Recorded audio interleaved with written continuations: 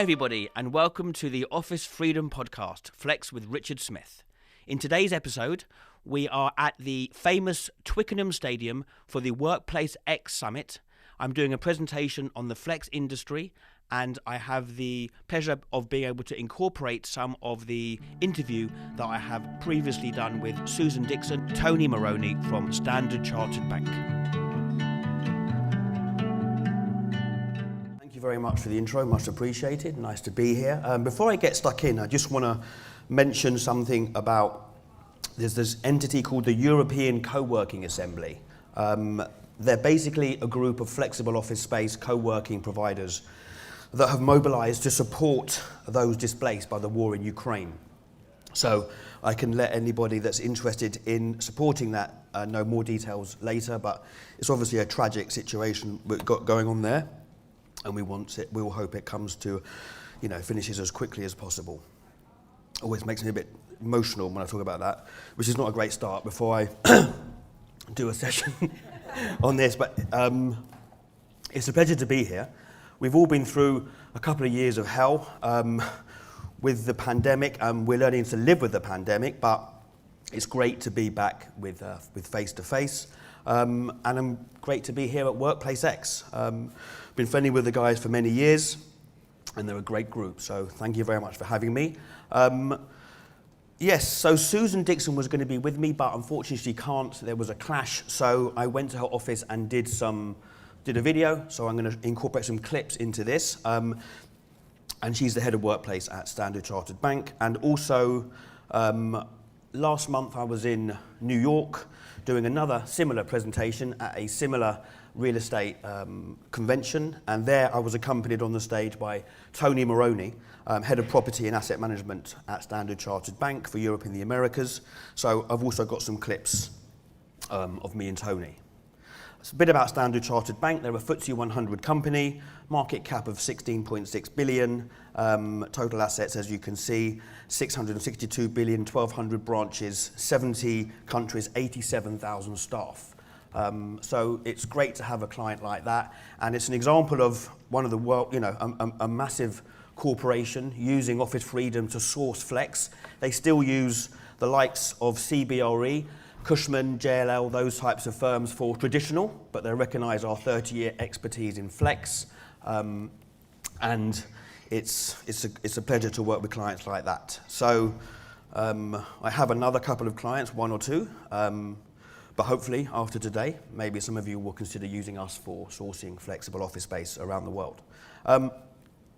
So I said to Susan, how are Standard Chartered Bank incorporating flexibility within its portfolio? Good afternoon, Susan. How are you? I'm very good, thank you. Thank you for having me here, Richard. It's really a privilege to be able to have this discussion with you and really get a better understanding on the flex setup now. We're still in the pandemic, but we're learning to live with COVID. So bearing that in mind and how important it is for companies to be flexible, agile and hybrid, how are Standard Chartered incorporating flexibility into your portfolio? I mean, interesting question. The way we've positioned, so when the pandemic struck, I mean, the big positive, it was kind of a silver lining. We did not sit and wait and say, okay, what do we do now? But what we did was really assess the situation. We've given our employees a choice. So they have a choice of working from home, from the office, or what we call a new office, which is our flex solution. Right. But we've given them 3 options, and it's really a choice for them to choose as to where they want to be.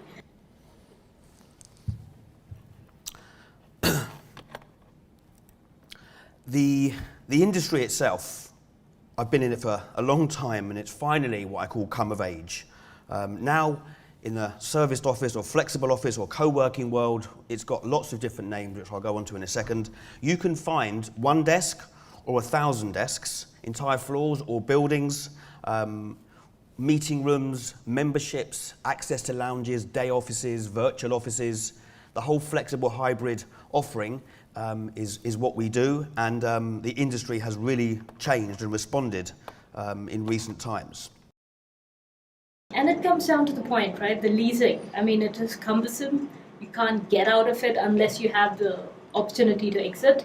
it bogs you down more Yeah. like it. And companies are seeing that as an opportunity. Why have this extra overheads when we can right size based on what we need?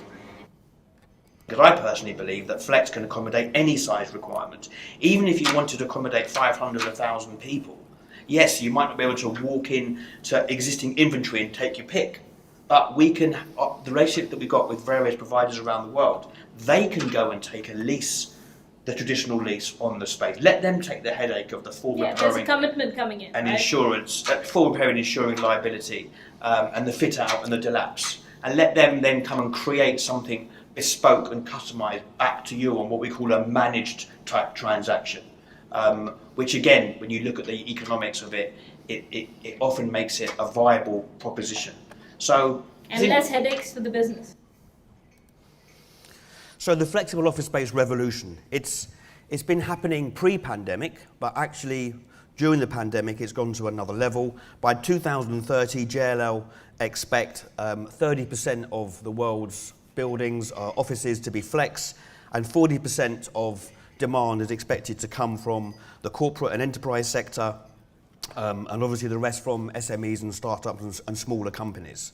Like I said before, there is some confusion about the industry. Some people think, I don't really want to be with other companies, I don't want to be with sharing space with other companies. Flexible office space, aka serviced offices, executive suites, in different countries they call it different types of descriptions, but it's private office space. It's just offices. The things that are not shared are the communal spaces and the breakout spaces, and that's what really takes it onto another level. And it's been really important in today's market. So here's an example of a private office space. As you can see, it's furnished, it's ready to go. It's just regular space. Dedicated meeting rooms in your own private space, or you can have meeting rooms on a pay-as-you-go basis. Breakout spaces. As you can see here, there's a real habitat, a buzz of activity. And in fact, this is the building that we have a serviced office in the City of London, and it's an amazing experience. So for me, Flex can help combat the Great Resignation. How? Because it's so important when we are talking to our staff and our team about coming back to work, bringing them back into an environment which is warm and friendly and a whole habitat and buzz of activity. So staff wellness, staff welfare helps you retain your staff, it helps you attract new staff. Look, in 2008, it was depression, anxiety, sadly, suicide rate, all of these things that happened, but they didn't manifest themselves for maybe 2 or 3 years. People didn't realise how anxious they were. And I believe that coming into environments like this will help lift people and just help them enjoy their life and enjoy life in the office.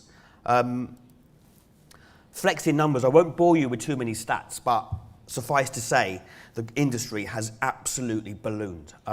It's a £20 billion industry. It's nearly doubled from 17 to 20, 521 million square feet in the world of flex, 20 million in the UK. Expected to be 42,000 service co-working units by in the next 4 years. And 77% of flex operators want to grow their footprint, which I'll come on to a bit later, but that's interesting. 86% of clients that CBRE asked said that flex is going to play a big part of their strategy going forward. So 5 million people expected by 2024 to be using flex, 3 million only a couple of years ago.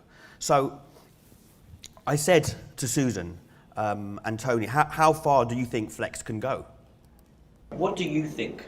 They say that by 2030, they think about 30% of the world's offices would be flex. I mean, how far do you think it can go? I mean, it's just the start of a revolution, right? So again, when I said that we've been, waiting and watching, we didn't, right? But saying that before COVID happened, we were using flex offices. Yes. We were using it quite extensively. I mean, talking about flex, Tony, how far do you think flex can go? I really don't see a huge... By the way, it's interesting to hear a similar question asked to different, on the other side of the pond. It's like very, similar answers, but it's fascinating. limit. And I think especially as corporates step back and look at what the future holds, But the reality is, flex is the way of the future. I mean, companies are, I think, frankly, out of line if they're not looking at flex as a major part of their strategy going forward. And it's not just memberships, it's not just licenses, it's not just small dedicated spaces. It's really, how do you think about where your HQ is located? And these may be controversial things. Many companies are not ready to address that, but traditional leasing in a cycle like New York, where it's a 15-year plus term, that doesn't create flexibility as your headcount go up and down, as your business model changes. It's something serious that everybody needs to look at. It wasn't always as it is now, the marketplace. In the early 90s, when I first set up in the industry, a lot of the buildings looked like that, a lot of the offices looked like that, and I got a lot of no's from a lot of people. Real estate agents, commercial agents, traditional landlords, large corporations. It just didn't fly. And to be fair, I got it. I mean, it wasn't fit for what I call fit for purpose. But look, a lot has changed. Some of the key moments in 1966, other than obviously England winning the World Cup, which is the most important thing, the first serviced office was created in California by Paul Fegan. In 1989, Arsenal won the Premiership. Sorry, I must stop talking about football, especially outside Twickenham. No, Regis was created by Mark Dixon. Obviously, it's an incredible achievement and story what they've done with 3,300 locations in 1,000 cities. Office Freedom, 1993, obviously the most important moment in the whole history of the flex industry. Premier Workspace in the US, the first operator to be backed by a landlord, which was very, very early days, back in 2003. 2012. In 2003, the Office Group opened up in the UK. Now, they were the first operator that I say created design-led spaces. They suddenly told the world that, you know what, flex can be cool as well as just flexible, because beforehand, some of the offices were a bit sterile. They didn't have the best look and feel or the best technical specifications, but that all changed. In 2017, Blackstone bought the Office Group for £500 million. 2010, WeWork arrived. Now, I could easily talk to you for a good day or two about the whole WeWork story. You've all probably seen, or if you haven't, it's probably worth having a look at on Amazon Prime and also on Apple TV. I think it's a bit harsh to call a program We Crashed, because they haven't crashed. Yes, they had some ups and downs, and there's no doubt that their early times were a touch reckless in some of their moves, but they have that, the CEO, Sandeep Matrani, has now taken control, and they are a lot more cautious, and they've really steadied the ship, and they do expect to make profit this year. So, that is a major event in the, obviously in the industry. CBRE invested $200 million for 35% of Industrious. They've got 100 locations in the US. A massive moment. I mean, the world's ultimate elite real estate advisory service, who historically, along with all of their peers, hadn't really taken the flex industry seriously at all. And like I say, fair enough in some parts, but they have made an investment, like I've just said, so that says a lot. Trog and Fora recently announced a merger. Two high-end providers, 72 locations, mainly in the UK, but some in Germany. The biggest thing that happened, though, was money. Money flooded into the industry, and it helped really evolve the industry and increase the quality of the product. There was definitely hurdles and bumps in the road. I mean, we all have ups and downs. Although I have noticed, and I've lived through quite a few recessions, that this industry that we're in is relatively recession-proof, because when things go really south, people really want more flexibility than ever. They don't want to spend capital. They'd rather go into an environment that is plug and play. They don't like fit-out costs or delapse, and all the other unexpected costs that sometimes leasing can bring. So 565 funding rounds, £22 billion. I mean, to be honest with you, $20 billion of that was WeWork. I mean, obviously, that's huge numbers. SoftBank put in $10 billion. They had a decision to make.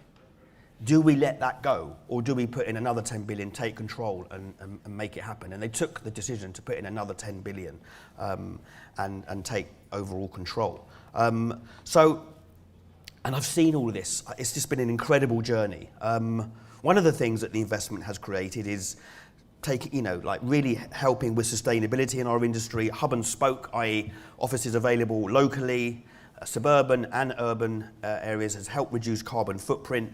There's a company called Super, Single-Use Plastic Elimination and Reduction, that Office Freedom have become certified by. If anyone's interested in that, let me know. It basically is battling the plastic pollution problem and helps your business become more sustainable. Tracy is a good friend, and she's absolutely amazing and dedicated to that cause. Other things have happened that are incredible. I mean, historically, the industry was, as I say, frowned upon by a lot of the corporations. Some of the landlords were not interested. But look, you got titans like Tishman Speyer in the US, British Lands, Landsec, Legal and General. They've all opened up flex branches. Flex divisions, and you can get serviced offices and flex solutions in buildings like this, but it's not all about the shiny towers. If you want something like really rustic and cool and just high ceiling and that whole different look and feel, we can give it to you. We've literally aggregated all of these types of providers. But yeah, it's just amazing to think where the industry has gone. From the very beginning, a lot of the small companies and startups really embraced it. But in recent times, because of what I've just explained, some of the world's largest corporations have embraced it. And that's why you've got a lot of clients here that use us to source flex. And like I say, they still use the traditional firms for traditional space, but they recognize our expertise. I'm not going to go into this in too long, but what inspired me to do this? Well, I was a leasing agent doing office space in the early 90s, walked past a serviced office building, didn't know what it was, the client didn't know what it was, he looked into it and went into the space, liked the space, signed for the space. All happened in like a week. And for me as a leasing agent, when everything normally takes like 6 months, I was like, this is quite interesting, a deal that happens in a couple of days. So I looked into it and realized that there was no such agency that had ever specialized in serviced offices. And so I set the first one up there and then. That was my moment. And in 2000, I went to New York and I knocked on the door and someone said, hi. I was called SOS in those days before we rebranded. And I said, hi, it's SOS. And the lady said, no, we're SOS. I said, no, we had a fight about who's SOS. It turned out we were both SOS because they were called Select Office Suites and we were called Serviced Office Search at the time. But it was, they were the days, by the way, before internet. The phones looked like that. I used to use a Yellow Pages all the time and I had black hair. So, things have changed, no doubt. And now we list 15,000 locations in 150 countries, 1,000 cities, urban and suburban, and it's been a hell of a journey. So we didn't always do how we do it now. We used to be more of a matching service. We changed it to what I'd like to call the model that we evolved into. I like to call it a supermodel. Everybody likes a supermodel. Why not? Exactly. David Beckham, Marilyn Monroe, what's not to like? There's me, as you can see, not a supermodel when I was 10, thinking, by the way, you're my biggest fan, we have to have a chat later. I really appreciate the laughs. They are going down a storm. So there I was at the beginning, at the top picture, the only serviced office broker in the world, quite lonely, but liking it. Now, I'm in the middle picture, I'm in there somewhere, I'm at the Emirates Stadium, the home of the great Arsenal Football Club. 60,000 fans at those games, and I actually feel like there's 60,000 competitors doing what I'm doing now. Suddenly the whole world and his dog is now a serviced office agent, and fair enough, we live in a free country, but that also inspired me to change the model. And one thing I realized is that competitors can't copy experience. They can't say they got 29 years in an industry, and that makes all the difference when it comes to negotiating deals for the clients, because we know what buttons to press, we know who to call, we know every operator literally on the planet. It's an incredible piece of history that we've created, and it just can't be duplicated, and the knowledge is everything. So what did we do? We literally aggregated all of the world's providers. obviously we've got the big firms like WeWork and Regus, but we've also got smaller companies, and also the landlords, traditional landlords that have opened up the Flex brands. Everyone is in this incredible platform. So it enables the client to actually cover the whole market with one call, with one firm. And it's incredible. So, in fact, the one that we're in the city is called Hub. Incredible, flexible office solution. They're a one-off location. No one's ever going to have heard of them, but we'll put them on your radar. So we'll make sure that before you sign on the dotted line, you've considered all options in all markets in the world, which is quite nice peace of mind. So after we found the space for you, we negotiate, we take that bit very seriously. It's a real passion of mine is getting a good deal for myself in life, but also I like doing it for the clients. We really do max out on the negotiations. The good cop, bad cop. Exactly. It's very important to us what you pay, and we want to make sure you get the absolute best deal. And it works very well. And at the end of that service, believe it or not, as you know, there's no fee to you. We actually get paid by the provider. And so the model is absolutely seamless and perfect for the end user. It really does work for us. And like you said, right, a needle in a haystack. So when I gave the example of Paris, now our office manager went out and tried to figure out, now that's not her main job. The job is really managing the office. Yeah. But she went out, and there are limited options there. But having somebody like Office Freedom, it kind of helps navigate through, and like you said, good cop, bad cop. So it really helps us stay focused on what we want to do, while the professional like you really come in and help us navigate. But it's interesting because I know that it is zero cost to us. I just wanted to, it'll be good for you to elaborate more. What does that mean? How does that work for you? Because we don't see that. I mean, the benefit for us is we are not having a deal, with you to get this as the best deal. So it's really between you and the provider. Yes. So how does this work? If you could tell me more, because I'm really keen to know more. But it is true that the better deal I negotiate for you, the lower our fee, which is a bit bizarre, but that's not in my mind. I would much rather have a lower fee and do a good job and have a ongoing repeat business, global relationship with you. I mean, I'm glad you said that, because for us as a company, the added advantage is not just navigating through, right? What you do great, Richard, is the fact that you negotiate for us, but also negotiate the best clauses. Yeah. More often than not, like I said, if an office manager or somebody who's not really used to the location or to what serviced offices or the solutions are, we won't necessarily look into that. So as an example, in one space when we were exiting, we got a terrible bill as to, okay, this is dilapidations. And there was no discussions of that. Nobody knew that. We hadn't, funded or planned for it. So it was quite an interesting experience. But obviously now with you being involved, you're obviously taking that angle where you're negotiating for us. It makes our legal team's life easier because they are really looking at, okay, yeah, this is covered, let's move. Yeah, right? So it definitely makes it much more easier for us. So thank you for that. Yeah, no, it's a pleasure. And I really do mean it's a pleasure. I get job satisfaction out of it. I enjoy it. Yeah, I guess the big, again, advantage is, as a global organization, we are based all around the world. We've been engaged with you now for, 2 years? Yes.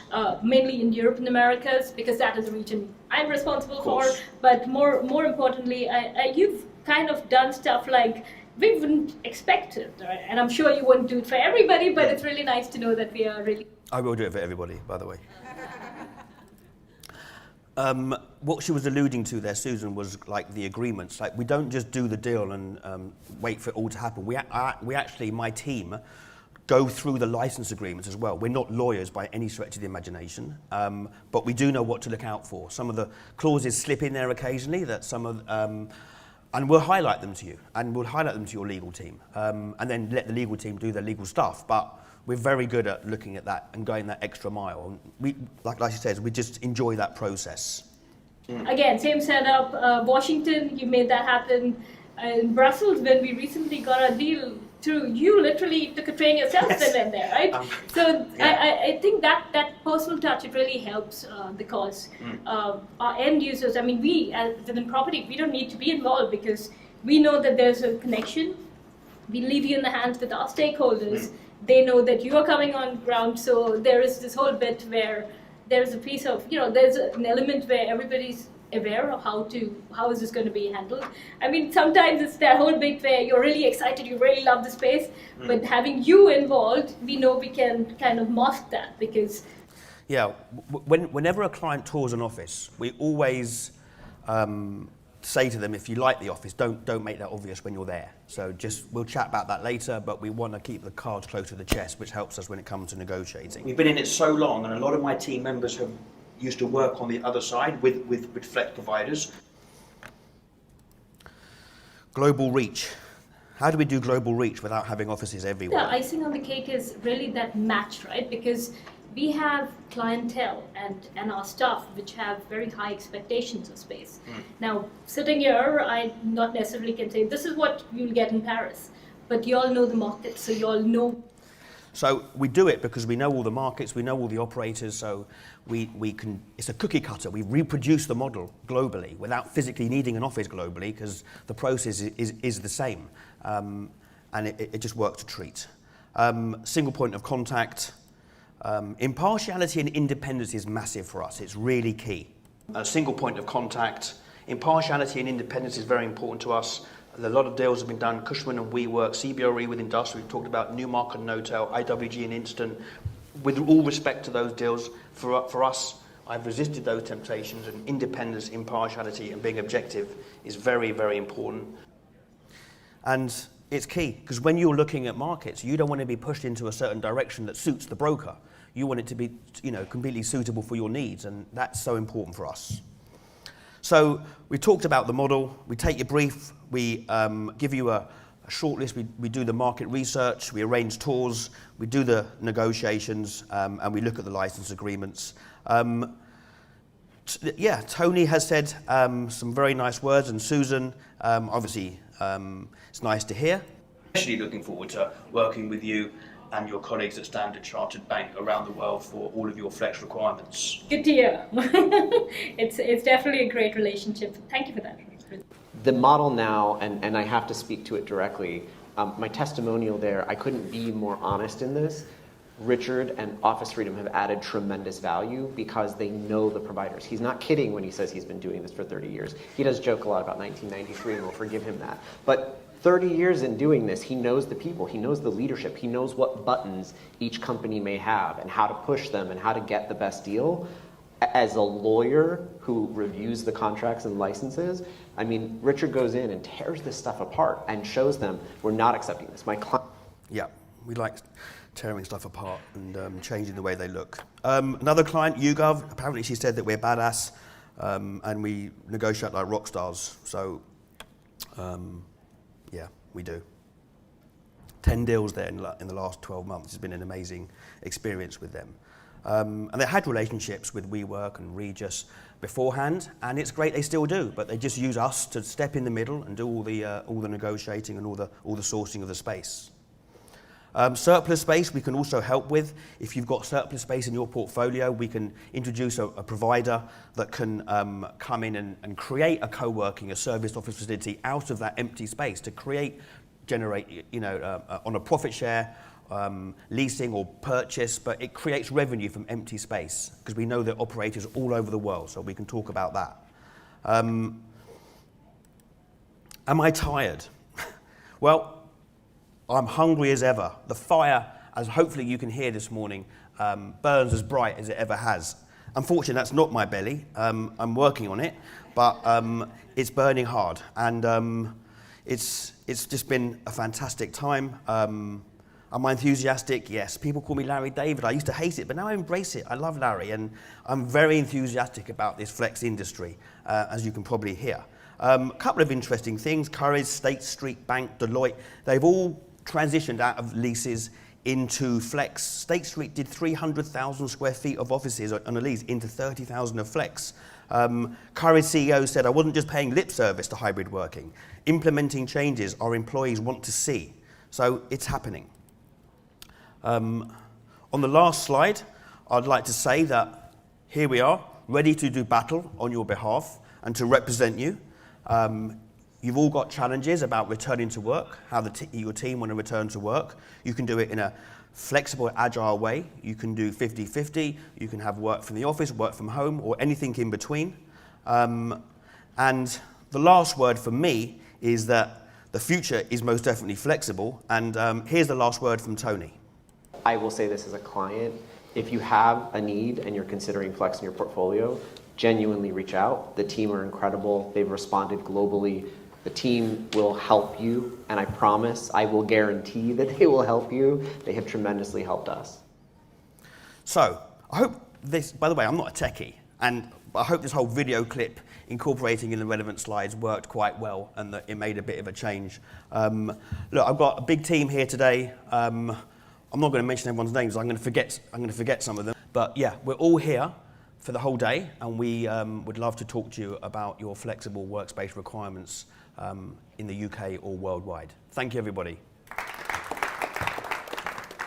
Thanks very much for watching. I hope you enjoyed that. I certainly did, and we'll see you next time.